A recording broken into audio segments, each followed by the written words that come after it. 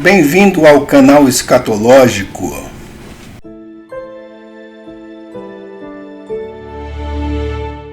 Bom, pessoal, nós lemos aqui em Filipenses 2:10 o seguinte: para que ao nome de Jesus se dobre todo o joelho nos céus, na terra e debaixo da terra, e toda língua confesse que Jesus Cristo é Senhor, para a glória de Deus Pai.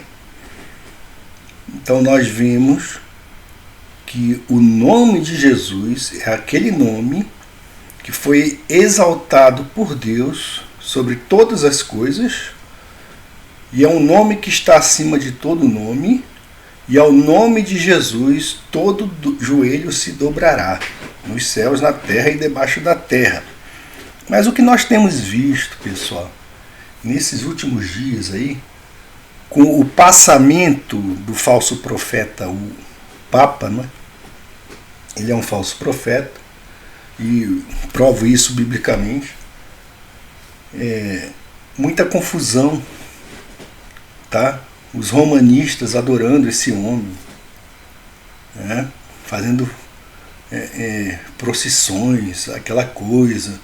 Aí vai lá, elogia o sujeito, aí o cara pregava um falso evangelho e foi para o céu, né? Porque é assim, tá? Principalmente no Brasil. O cara pode ter sido o maior, né? Pior dos piores, tá? Ateu, um homem que odeia Deus, morreu, meu amigo, vai para o céu, tá? Principalmente com a mentalidade que reina em nosso país, não é? Que a salvação é por obras, é bonzinho, ele fez deu um dinheirinho aqui, fez aquilo ali, pronto, o sujeito é bom, fez uma doação, às vezes para bater no imposto de renda, né? E aí pronto. Aí o cara é elevado à glória, os píncaros da glória. Mas nós sabemos que não é assim, não é, pessoal? E outra coisa, rapaz, cada coisa absurda que você vê, as pessoas elas estão brincando com a própria alma, não é? O meu filho aqui, esse meu filho aqui, ele era católico, né, apostólico romano. Aí ele leu o livro de Hebreus e depois ele disse: pai, eu dormi católico, apostólico romano e acordei salvo, crendo em Jesus como meu único e suficiente Salvador. Porque a gente sabe que a salvação é por crer no Senhor.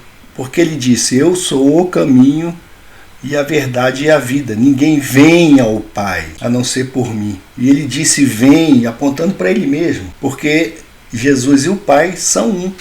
Eu e o Pai somos um, ele disse. Ele me mandou um negócio aqui, gente.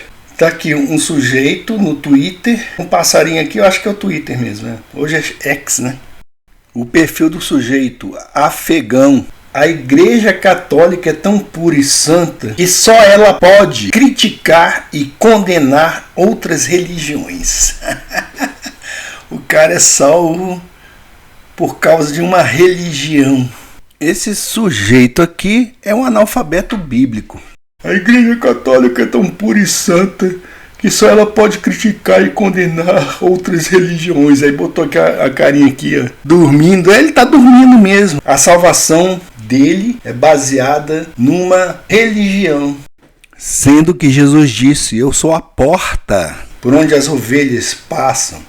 Aquele que crê, aquele que ouve do meu Pai, vem até mim. Leia lá em João capítulo 6. Aí precisa ler, porque os caras não acreditam, cara. Não acreditam na Bíblia. Tudo isso aqui foi escrito para nossa salvação e os caras desprezam. Vem com uma palhaçada dessa. Só pode estar brincando, né? Esse afegão aqui, isso aqui deve ser uma piada. Não é possível, não é? Que o cara acha que é um cristão porque segue uma religião que só prega coisas antibíblicas. Ninguém pode vir a mim se o Pai que me enviou não o trouxer. E eu o ressuscitarei no último dia. Então eles adoram santos, imagens. A Maria, né, a Maria que eles falam lá, que eles inventaram, a Maria romana, não é a mesma mãe de Jesus. Não é mesmo, é outra Maria, é outra coisa. Então eles adoram. Aí coloca lá o povo, a minha vida é toda dela, não sei o que, é tudo para ela. Gente, onde é que está isso na Bíblia? Acabei de ler. Filipenses 2,10. Para que ao nome de Jesus se dobre todo o joelho, nos céus, na terra e debaixo da terra. Ah, mas eles acreditam numa terra que gira, né? Uma bola. Enquanto o apóstolo está falando dos céus, da terra e debaixo da terra. Está escrito nos profetas: e serão todos ensinados por Deus. Esse dia vai chegar. Vai cair a vinda dos olhos. A palavra fala: sai dela, povo meu, essa Babilônia romana. Então existe lá dentro de Roma, os escolhidos também estão lá cegos, mas eles serão libertos. Serão, há muitos. E quem sabe até por um vídeo deste aqui, né? Um vídeo por alguém falando a verdade, lendo a Escritura, né? Tudo é possível, né, gente? Todo aquele que o Pai me dá, esse virá a mim. E o que vem a mim, de modo nenhum o lançarei fora. Está sempre falando que Jesus é o caminho.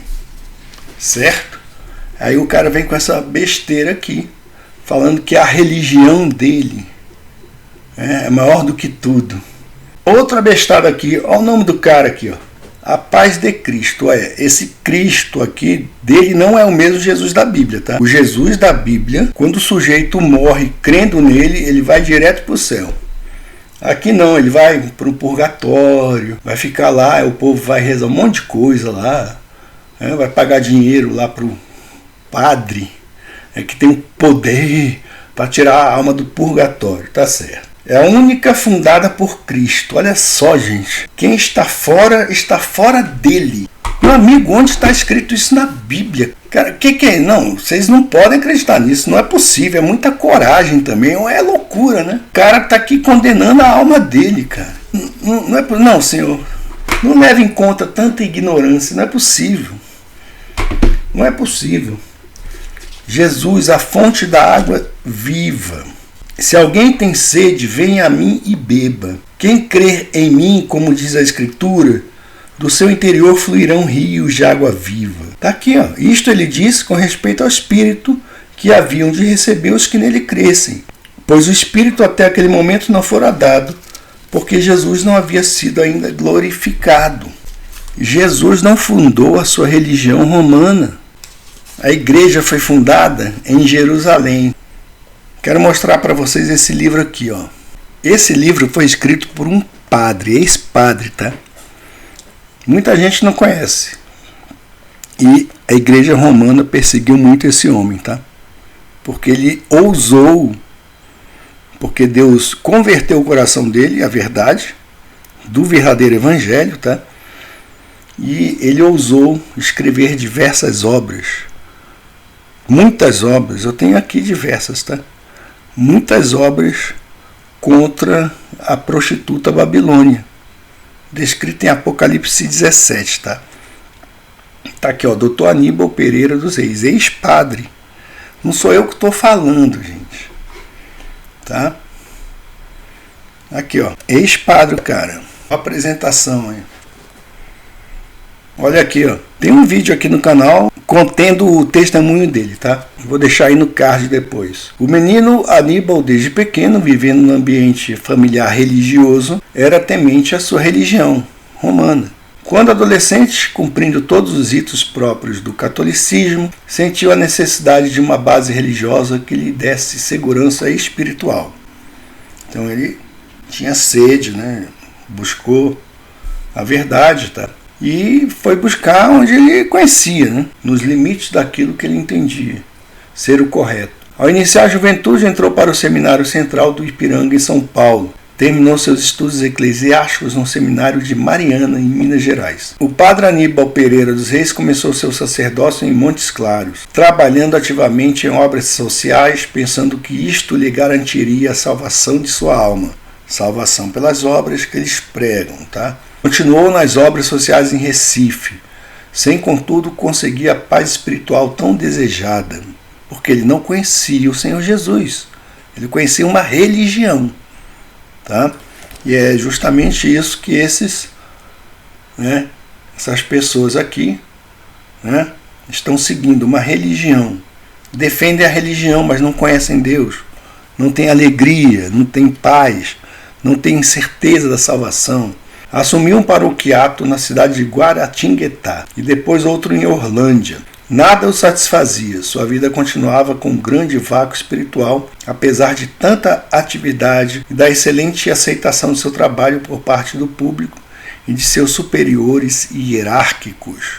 Um dia, lendo a Bíblia, sempre a Bíblia, tem que ler a palavra. Um dia, lendo a Bíblia, encontrou o único meio de paz, alegria e satisfação espiritual. Foi quando reconheceu que não tinha nenhum mérito próprio, precisava reconhecer o seu pecado e aceitar o sacrifício todo suficiente do Senhor Jesus. Nasceu de novo e a nova vida se manifestou num trabalho profícuo e abençoado que o Senhor da Seara usou para a salvação de muitíssimas almas. Seus livros, em número superior a 50, continuam esclarecendo almas e mostrando-lhes o único caminho para a salvação, o Senhor Jesus Cristo. E está aí. E eu vou ler para vocês um capítulo aqui desse livro que fala justamente, tá, gente? Fala justamente do anticristo. É a página 75, a identificação do anticristo. Mas como eu vou ler para vocês aqui em PDF, no PDF é a página 58, tá, pessoal? Então ele diz aqui, ó, as conclusões dos estudos dele. A identificação do anticristo. Lembrando que estou lendo esse livro aqui, ó. Estamos lendo esse livro aqui, ó, A Besta do Apocalipse 666. Ele começa e diz: os abundantes elementos exibidos pelas Sagradas Escrituras acerca desse nefasto personagem proporcionam-nos distingui-lo com muita facilidade. Esquivando-me de rodeios, ambiguidades ou eufemismos, de pronto apresento o anticristo, o Papa. Na concepção dele é o Papa. Para mim, no meu entendimento, o Papa é o falso profeta. Mas vamos ver aqui o que ele diz. Ah, já sei, arrepiam-se de espanto os ecumenistas e os insensatos da preguice, todos estes a serviço do diabo, sempre interessado em pôr o Papa ao abrigo de quaisquer suspeitas, por lhe proporcionar a atuação mais desembaraçada. Papa é o anticristo em pessoa. Sem dúvida ele é um anticristo.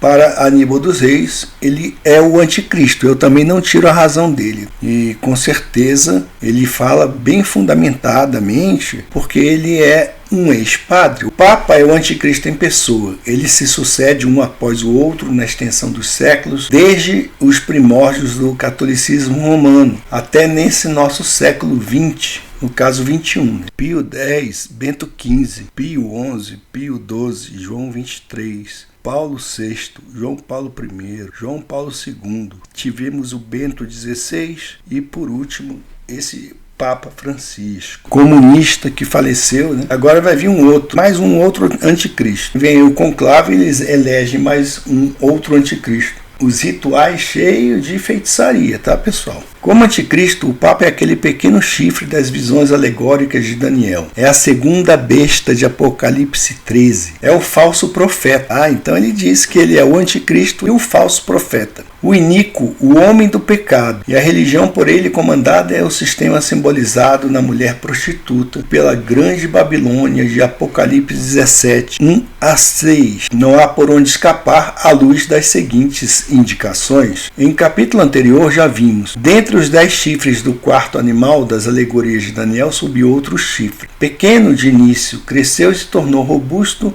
e diferente dos demais, e abateu 3 reis.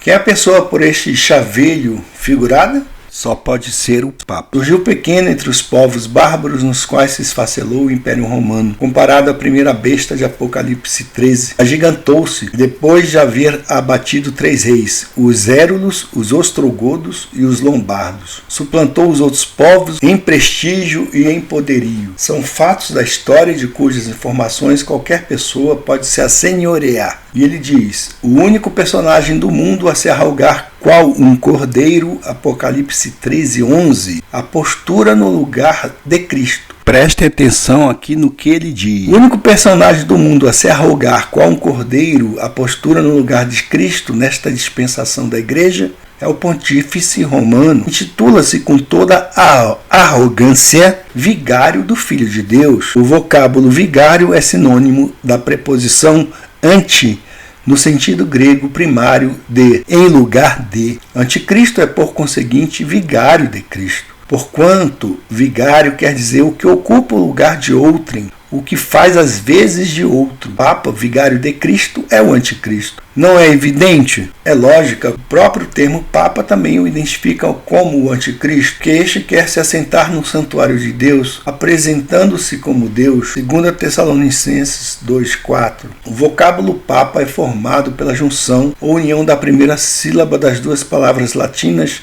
Pater Patrum. Pater Patrum quer dizer Pai dos Pais. Quando dizemos Senhor dos Senhores, queremos dizer Senhor Soberano. Pai dos Pais é o Pai Soberano. E quem é o Pai Soberano? O Pai dos Pais é Deus. Ora, da palavra Pater, separa-se a primeira sílaba, Pá. A palavra Patrum, faça-se o mesmo. Juntem-se essas duas sílabas. Pá mais Pá forma o termo Papa. Papa, que significa Pai dos Pais, Pai soberano. E é o que cobiça o pontífice católico, apresentando-se como Deus. Esse mistério da iniquidade já operava no tempo de Paulo apóstolo, 2 Tessalonicenses 2:7. Satanás, como autor do mal e do poder do pecado, promovia sua gestação enquanto não fosse em definitivo retirado o impedimento de sua total manifestação. Quando, porém, se manifestou por completo o ministério da iniquidade do Papa, foi quando aquele que o detinha foi posto fora. Com efeito, nesse versículo, Paulo declara: o mistério da iniquidade já opera, e aguarda somente que seja afastado aquele que agora o detém. 2 Tessalonicenses 2:7. Este que o detém, particípio masculino, ou um que agora o detém, particípio neutro do verbo cáteco. É uma força superior e transitória. Só com a sua remoção surgirá a vitória completa na manifestação e na ação do ímpio ou anticristo, contra a figura diabólica de Jesus Cristo. Ele diz então que este obstáculo não pode ser o Espírito Santo, como supõem alguns. Inclusive eu suponho isto, tá, pessoal? Se fosse ele, não haveria razão alguma para o apóstolo ocultar-lhe o nome sob a designação de o que o detém. Porquanto em 1 Tessalonicenses 5,19 menciona-o claramente. Paulo alude várias vezes e claramente a Deus nosso Pai e a Jesus Cristo. Menciona outro sim o seu próprio nome no começo e no epílogo da epístola, referindo-se ainda ao nome de Silvano e de Timóteo, seus companheiros. O que o detém ainda não pode ser a igreja, pelo menos por dois motivos, porque o anticristo já opera por muitos séculos nesta dispensação da igreja, e também porque não havia razão alguma para Paulo se esquivar de lhe declarar com clareza o nome, pois a ela se refere logo no cabeçalho da carta. Esse que detém o anticristo não pode ser outro senão o antigo imperador romano. A nossa conclusão é de resto confirmada pela história. Senão, em resumo, vejamos. O bispo de Roma, conquanto atuasse, permanecia incubado sob o Império Latino. Começou a se salientar quando da saída de Constantino de Roma para Bizâncio, no Oriente, onde instalou a sede oficial do reino. A ascensão total do anticristo, contudo, se deu quando o imperador romano foi por completo liquidado pelos bárbaros, deixando desse modo campo livre e aberto para a plena expansão do Papa. Quem se assenta no santuário de Deus, a igreja, arrogando-se o direito de ser o timoneiro firme e seguro.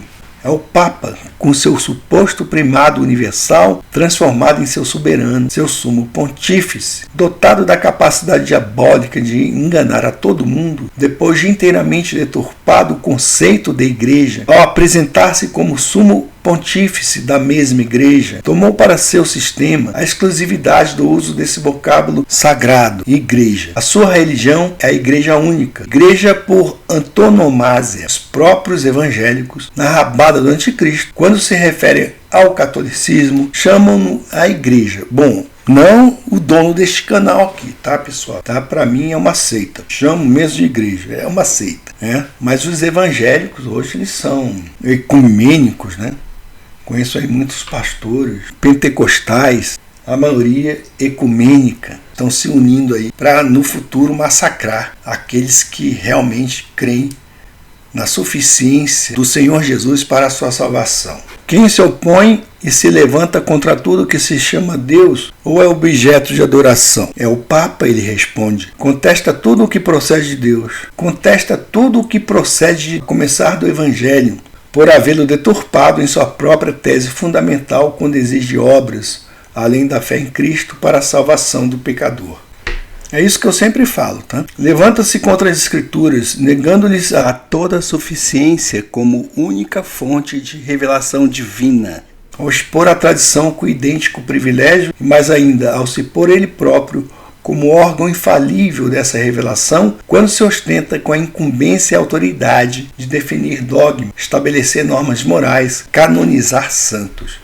Como sumo pontífice, opondo-se a Deus e aos seus planos e desígnios, muda os tempos e a lei. Os tempos impingindo aos seus súditos práticas e costumes como parte da liturgia mosaica, próprias dos tempos do Velho Testamento e não dos tempos da economia da graça. A lei, quando falsificou o decálogo, retirando-lhe o segundo preceito, o da proibição da idolatria, e dividindo o 10º para que seu decálogo não ficasse manco com 9 preceitos. Quem tem movido as mais encarniçadas guerras contra os santos? A Santa Inquisição é obra-prima de crueldade dantesca, o pior, quanto à truculência de Nero, Domiciano e Décio juntos. Só na França esse tribunal iníquo fez mais vítimas do que esses 3 monarcas reunidos. O Papa não confessa Jesus Cristo. Seus teólogos, seguindo-lhes os passos, não confessam que Cristo veio em carne.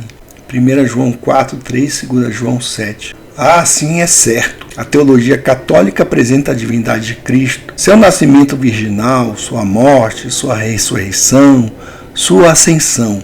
Ela diz aceitar todos os fatos históricos da vida terrena do Senhor. Quando chega na soteriologia, diz respeito à salvação, contudo, desdiz tudo quanto afirmara antes. Observe-se, ela exige obras para a salvação do pecador, defende a necessidade do purgatório, onde os fiéis defuntos por tempo indeterminado se purificam de seus pecados, pagando as penas ou os castigos por eles devidos. Maria, em sua contextura doutrinária, é apresentada como advogada e refúgio dos pecadores, como corredentora e medianeira. Assegura ter um tesouro dos méritos suprarrogatórios, ou seja, uma reserva de sobras dos merecimentos de Maria e dos santos, à disposição dos pecadores necessitados deles para sua salvação, sendo da competência e do critério da Igreja a sua aplicação. Se o Papa viesse clara e ostensivamente negar a vinda de Cristo em carne padecente, não conseguiria enganar tantas pessoas. Como instrumento de Satanás, mais do que ninguém, ele sabe seduzir. Fala como dragão, Apocalipse 13:11, e engana a todo mundo. Em sendo necessárias as obras, além da fé, para a salvação do pecador, em sendo imprescindível o purgatório para as derradeiras purificações dos fiéis defuntos, em sendo verdadeiras as atribuições de Maria, em sendo real o tesouro dos méritos de Maria e dos santos, em sendo legítima a cognominada missa em seus aspectos de Eucaristia e de sacrifício, o Jesus Cristo do catolicismo, na verdade, não é o verdadeiro Filho de Deus vindo em carne. A doutrina da salvação papal, ou a soteriologia papal, em última análise, nega Jesus Cristo, por lhe negar toda a suficiência. Por lhe negar a toda suficiência. E negando esta toda suficiência, nega que Jesus é o Cristo, nega o Pai e o Filho. Vimos até aqui como o papado usurpa o poder de Deus, tá? Que você está tendo acesso a uma informação importante. O que você vai fazer dessa informação? E ele continua a descrever o Papa como anticristo, ao afirmar que no Papa se identifica o anticristo, porque ele se destaca entre todos os anticristos que sempre se tem levantado. A figura papal, então, ela é destacada no que diz respeito a se apresentar como anticristo. Quando Nabucodonosor, lá em seu sonho figural, contemplava a gigantesca estátua, uma pedra foi cortada sem auxílio de mãos, feriu a estátua nos pés de ferro de barro e os esmiuçou. Se tornou em grande montanha que encheu toda a terra. A pedra, Jesus Cristo, é o reino que não será jamais destruído, mas que subsistirá para sempre. Quando o anjo Gabriel anunciou a Maria a conceição de Jesus, assegurou que o seu reinado não terá fim. Na simbologia das Sagradas Escrituras, outro sim, a pedra aparece como figuração de Jesus Cristo. Aliás, o próprio Cristo se apresenta como a pedra. Ora, apesar de o próprio Pedro reconhecer Jesus Cristo como a pedra, 1 Pedro 2,7, arroga-se o Papa como a pedra da Igreja. Sua teologia faz malabarismos incríveis no afã de propalar o dogma de ser o pontífice, na suposta qualidade de sucessor de Pedro, essa pedra. Sempre também na incumbência de pedra angular ou fundamental da Igreja, o Papa cobiça ocupar o lugar de Cristo, fazendo-lhe às vezes, e nesta desmedida e arrogante pretensão, conquanto profira belas palavras acerca de Jesus Cristo, a ele se opõe e atua contra a sua obra redentora. E aí ele diz que nos próximos capítulos somará outras indicações comprobativas de ser a pessoa do Papa, o Anticristo, tá? Mas a obra é extensa, tá, pessoal? Não vamos aqui nos estender mais. Mas é isso. Fica a pergunta: você vai dar crédito à palavra de Deus? Oro para que o faça.